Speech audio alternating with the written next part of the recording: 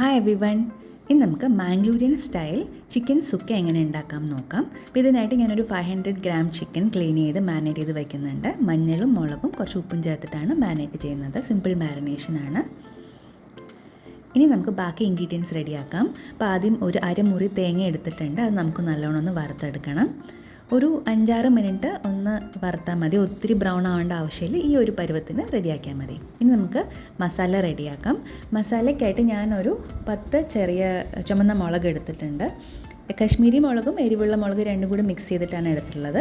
പിന്നെ 1 സ്പൂൺ മല്ലി, ഒരു 1/4 സ്പൂൺ ജീരകം, 1/2 സ്പൂൺ പെപ്പർ, പിന്നെ കുറച്ച് ഹോൾ സ്പൈസ് പട്ട, ഗ്രാമ്പൂ എല്ലാം, പിന്നെ ഇഞ്ചിയും വെളുത്തുള്ളിയും. അപ്പോൾ ഇതെല്ലാം നമുക്ക് നല്ലോണം ഒന്ന് വറുത്തെടുക്കണം.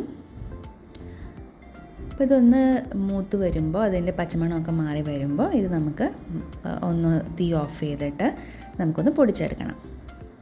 ഇനി ഇത് പൊടിക്കുമ്പോൾ അതിൻ്റെ കൂടെ നമുക്ക് നേരത്തെ വറുത്ത് വെച്ച തേങ്ങയുടെ പാതി കൂടി ചേർത്ത് കൊടുക്കാം. ഫുൾ തേങ്ങ വേണ്ട, കുറച്ച് മതി, പാതി എടുത്താൽ മതി. പൊടിയായിട്ട് കിട്ടിയിട്ടുണ്ട്. ഇനി നമുക്ക് പ്രിപ്പറേഷൻ തുടങ്ങാം. അപ്പോൾ ഇതിനായിട്ട് ആദ്യം എണ്ണ ചൂടാക്കി ഒരു 2 സവാള, പിന്നെ ഒരു 5-6 അല്ലി വെളുത്തുള്ളി, ഇതെല്ലാം ഒന്ന് വഴറ്റിയെടുക്കണം. ഉപ്പ് കൂടി ചേർക്കുന്നുണ്ട്. അപ്പോൾ ഉള്ളി നല്ലോണം വഴണ്ടി വന്നിട്ടുണ്ട്. ഇനി നമുക്കിതിലേക്ക് ചിക്കൻ ചേർത്ത് കൊടുക്കാം. ഇനി നേരത്തെ പൊടിച്ച് വെച്ച് മസാല കൂടി ചേർത്ത് കൊടുക്കാം. അപ്പോൾ എല്ലാം കൂടി ഒന്ന് മിക്സ് ചെയ്തെടുക്കുക.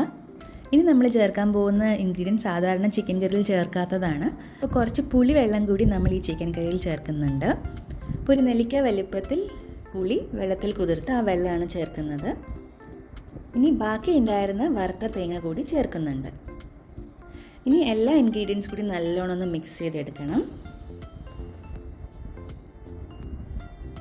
ഇനി ഇത് ഒരു 20 to 25 മിനിറ്റ്സ് നമുക്ക് അടച്ച് വെച്ച് ചെറിയ തീയിൽ വേവിക്കണം. അപ്പോൾ നമ്മുടെ സൂപ്പർ ടേസ്റ്റി ആയിട്ടുള്ള മാംഗ്ലൂരിയൻ ചിക്കൻ സുക്ക റെഡിയായി കഴിഞ്ഞു. ചപ്പാത്തിയുടെ കൂടെ ചോറിൻ്റെ കൂടെയൊക്കെ കഴിക്കാൻ അടിപൊളിയാണ്.